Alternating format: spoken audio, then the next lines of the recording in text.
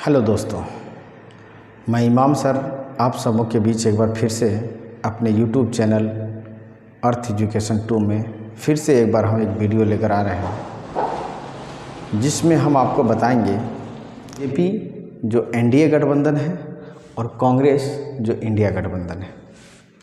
इन दोनों पार्टी के बारे में हमने पिछले कुछ दिन यानी कि 2 दिन पहले हमने एक वीडियो बनाया था, जिसमें हम ये दोनों का घोषणा पत्र को विश्लेषण किए थे। घोषणा पत्र के बारे में हम बताए थे। इन घोषणा पत्रों में हमने आपको बताया था कि बीजेपी का क्या विचारधारा है और इंडिया गठबंधन का क्या विचारधारा है। दोनों का हम एक तुलनात्मक अध्ययन कराए थे और आप लोगों ने भी बहुत अच्छा से उसको देखे, और जो नहीं देखे हैं वो एक बार फिर से देख लें, क्योंकि मेरा ये वीडियो देखने के बाद आपको लगेगा कि शायद हम भी गलत थे, अब गलत नहीं होना है। गलत आप अगर नहीं होना चाहते हैं तो हमारा ये वीडियो ज़रूर देखें, आपको बिल्कुल समझ में आ जाएगा कि हमने अपने देश के लिए, अपने बच्चों के लिए क्या करने जा रहे हैं। तो हम शुरू करते हैं। जैसे कि पिछले वीडियो में हमने आप सबों को बताया था इंडिया गठबंधन और एनडीए गठबंधन के बारे में, उसके घोषणा पत्र का डिटेल हमने आपको बताया था, और आप सब लोगों को आज मैं एक विश्लेषणात्मक अध्ययन करेंगे इन दोनों पार्टियों के बीच में, ठीक है ना। और इससे आप भी समझ पाएंगे कि हमारे बच्चों के लिए और आपके लिए सबसे बेहतर सरकार किसकी बन सकती है, किसकी हो सकती है। चलिए हम लोग एक कहानी के ज़रिए से शुरू करते हैं। हम एक आपको कहानी बताने जा रहे हैं जो हर लोगों के बीच में एक घटना घट रही होगी, और ये कहानी जो है हर किसी के साथ घट सकती है या तो घटी भी होगी। घटना क्या है, थोड़ा सुनिए ध्यान से। एक कहानी के हम जरिए से आपको समझाने की कोशिश करेंगे कि हम किसे वोट करें, बीजेपी को वोट करें कि इंडिया गठबंधन को वोट करें या कोई अन्य पार्टी को वोट करें, क्योंकि बहुत सारे अन्य पार्टी भी यहाँ पर अपने मैदान में उतरे हैं अपनी किस्मत आजमाने के लिए।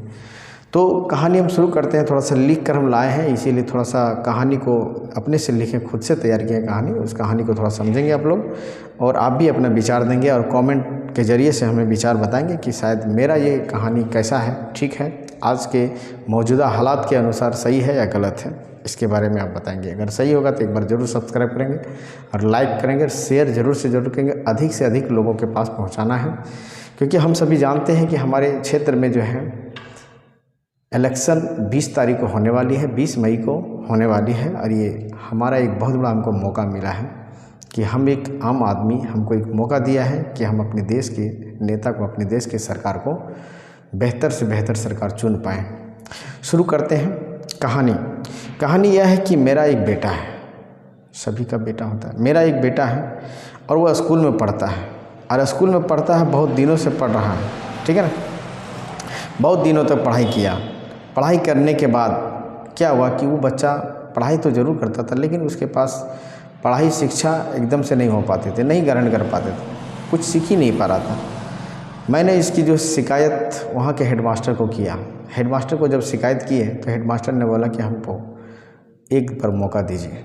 हमने बोला ठीक है, आपको एक बार मौका देते हैं, मेरा बच्चा पढ़ने में तेज़ होना चाहिए। बोला ठीक है, आपका बच्चा पढ़ने में तेज़ हो जाएगा। उन्होंने मौका मांगा, और मौका मांगने के बाद उन्होंने क्या किया, 1 साल तक बिल्कुल बहुत प्रयास भी किया। शायद हम भी उसके कभी कभी बीच में आते थे देखने, तो लगता था कि नहीं सर हमारे बच्चों के पीछे प्रयास कर रहे हैं। प्रयास किया, लेकिन हुआ क्या कि वो बच्चा प्रयास जितना कर रहा था उतना नहीं सीख पा रहे थे। सीखा, थोड़ा बहुत सीखा, एकदम बिल्कुल नहीं सीखा जो बात नहीं, थोड़ा बहुत सीखा, लेकिन हम जिस रूप से उसको पैसा खर्च कर रहे थे उस तरह से वो सीख नहीं पा रहा था। ये शायद सबों के घर में भी, सब लोगों के पास भी ऐसा घटना घट रही होंगी। आप लोग भी सोच रहे हैं कि हम पैसा खर्च कर रहे हैं बच्चों के पीछे, मेरा बच्चा पढ़ नहीं पा रहा है, हेडमास्टर से शिकायत करना है। करते भी, हमने भी किया। शिकायत करने के बाद बोला कि सर थोड़ा सा मेरा बच्चा को और थोड़ा ध्यान दिया जाए। बोला बिल्कुल ध्यान देंगे। फिर बोला हमको एक मौका और चाहिए। बोला ठीक है, उसको एक मौका और हमने दिया।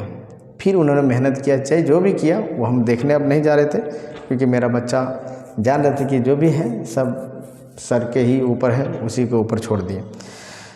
मेहनत करने के बाद जब हमने देखा कि बच्चे के पास फिर से उस तरह की सिचुएशन आ गया, यानी कि वो पढ़ाई फिर से नहीं सीख पाए अच्छी तरह से, वो अच्छा नहीं पढ़ पा रहे थे, कुछ भी जोड़ घटा गुना भागा जो भी है मैथ का कैलकुलेशन नहीं कर पा रहे थे, लेकिन थोड़ा बहुत जानते थे, उसी रेशियो में सीख रहे थे। हमने उसको बोला कि अब सोचा कि इस मास्टर से बार बार शिकायत करना ठीक बात नहीं है, हम कुछ प्रयास करते हैं।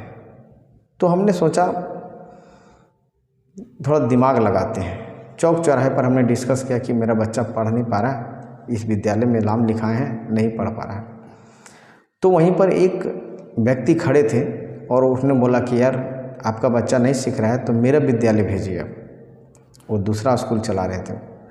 बोले कि आपका स्कूल में क्या फैसिलिटी है? उन्होंने फैसिलिटी दिखाया बहुत सारा अच्छा, और ये फैसिलिटी है, खेलने का प्रोग्राम है, सब कुछ खेल कूद का माहौल है, सब कुछ है, पढ़ाई लिखाई बेहतर होता है, हर घंटे में पढ़ाई होती है, हर महीने में जांच पड़ताल होती है, एग्ज़ाम होता है, सारा चीज़ उसका क्राइटेरिया। तो वो सब उन्होंने समझाया जो और सारे स्कूल में होता है। हमने बोला कि यार इसका थोड़ा सा आइडियोलॉजी अच्छा लगा, विचार अच्छा लगा। हमने बोला कि इसका पास हम बच्चा भेजेंगे। बोला ठीक है सर, हम आपके पास बच्चा को एडमिशन करा देंगे। हमने अपना बच्चा को दूसरे स्कूल में एडमिशन करा दिया। एडमिशन कराने के बाद 1 साल वहाँ पर देखा, 2 साल देखा, लेकिन वहाँ पर क्या देखा, वहाँ पर हमने देखा कि जो बच्चा मेरा पहले सीख रहा था वो भी भूल गया।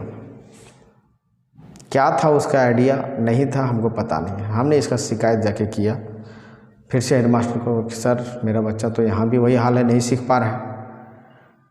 हमको बोला कि 1 साल हमको और मौका दीजिए। हमने बोला ठीक है, मौका दे देते हैं।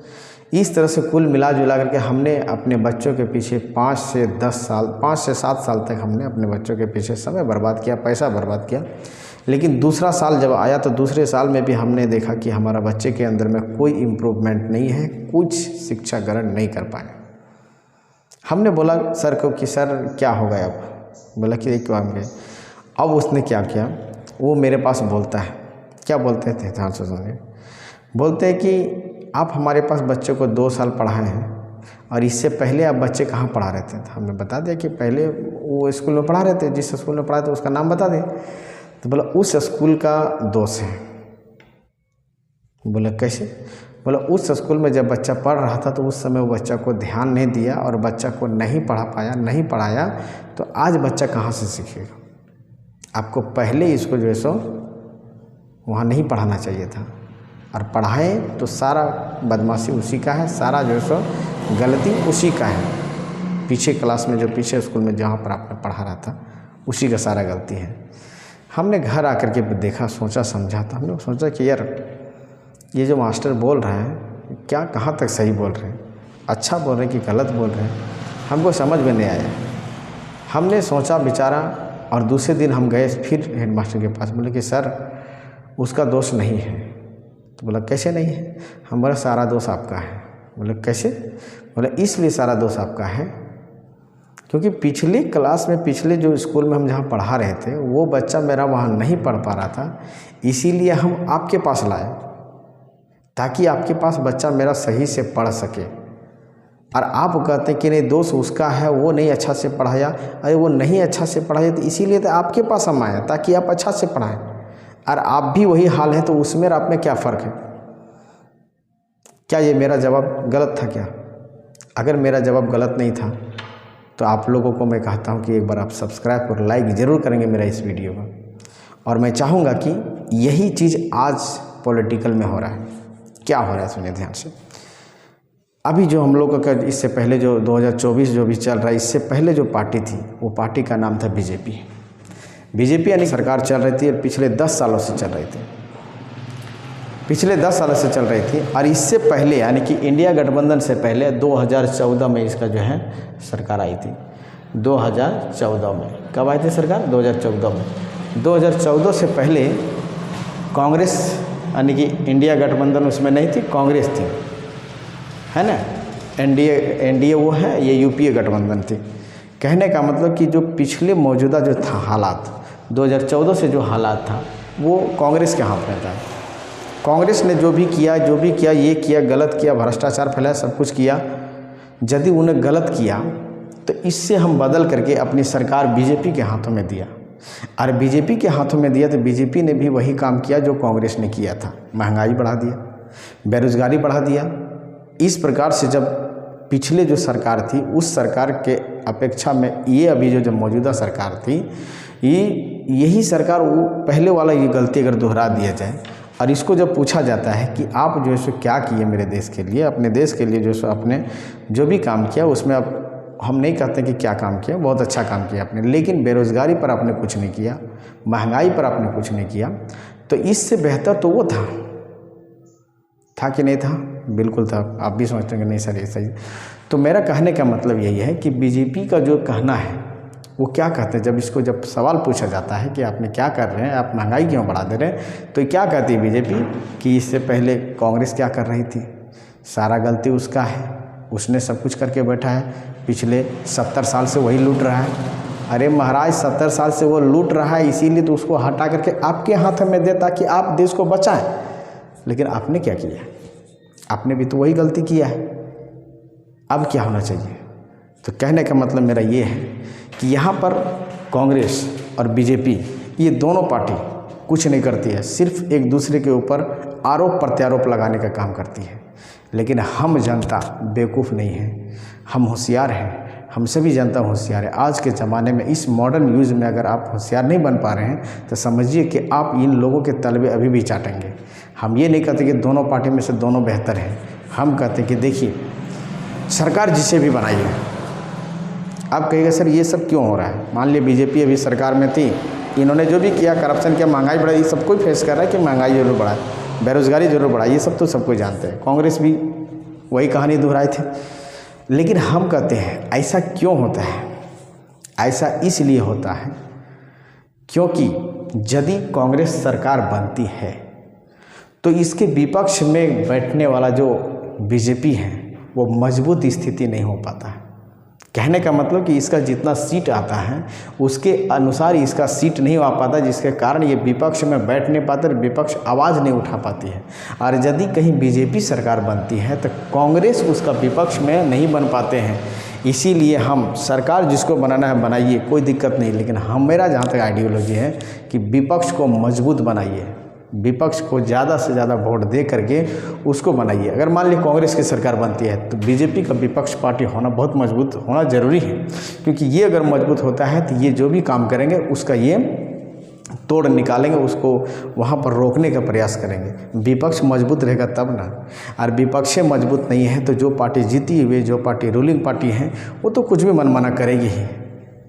समझ में आ रहा बात को मेरी? बिल्कुल समझ में आ रहा। तो ये होता है विश्लेषणात्मक अध्ययन कांग्रेस और बीजेपी के बीच में। सरकार जिसको बनाना बनाइए, कोई दिक्कत नहीं है। बीजेपी को वोट दीजिए, मेरा तो कोई दिक्कत नहीं, कांग्रेस को वोट दिए, मेरा कोई दिक्कत नहीं, लेकिन विपक्ष को मजबूत जरूर बनाइए। मेरा ये मतलब है कहने का, आज का वीडियो मेरा बनाने का यही एक मतलब है। तो मेरी बात अगर आप लोगों को समझ में आ रही हो तो मैं कहता हूँ कि एक बार ज़रूर इस चैनल को लाइक सब्सक्राइब करें, और इसी तरह के हम तरह तरह के वीडियो आपको लाते रहेंगे। हालांकि अभी चुनाव का माहौल चल रहा है, इसलिए थोड़ा सा हम चुनावी दौर पर गुजर रहे हैं, इसलिए चुनाव से संबंधित हम 1-2 वीडियो लाए हैं। हालांकि मेरा ये काम नहीं है, मेरा काम है पढ़ाना, लेकिन एक शिक्षक का काम ये भी होता है कि लोगों को अच्छी गाइडलाइन भी करना, क्योंकि हम लोगों का एक सब्जेक्ट आता है नागरिक शास्त्र, जिसको हम लोग पॉलिटिकल साइंस कहते हैं। पॉलिटिकल साइंस में यही सरकार के बारे में दी गई है और हमने इसकी जानकारी वहाँ से निकाली है। हमने बहुत मेहनत करके जानकारी को निकाली, हासिल की है, और इस कहानी के ज़रिए से आपको मैंने बताया कि अगर मान लिया जाए सच में हम अपने बच्चों को अगर पढ़ा रहे हैं और पहले स्कूल का कहीं गलती किया है तो वहाँ से बच्चा मेरा नहीं सीख रहा है, दूसरे स्कूल में ले जाकर जाके दे रहे हैं बच्चे को, तो वहाँ भी नहीं सीख रहा है, तो ये अगर कहीं दोहराता है कि नहीं पहले वाले का गलती है तो इसकी गलती है, नहीं, उसकी गलती थी इसीलिए आपके पास हम दिए ला करके अपने बच्चे को। यही चीज़ यहाँ पर है, कांग्रेस की गलती थी, हमने बीजेपी के हाथ में अपने देश का सत्ता को सौंपा, एक बार नहीं 2-2 बार सौंपा, और 2-2 बार में तुम वही गलती तुम दोहरा रहे हो कि पिछले 70 साल से कांग्रेस ने लूटा है। अरे गधा, वो जो लूटा है वही काम तुम भी करोगे, तो फिर इसमें फ़र्क क्या रह जाएगा? कुछ भी फ़र्क नहीं रहेगा।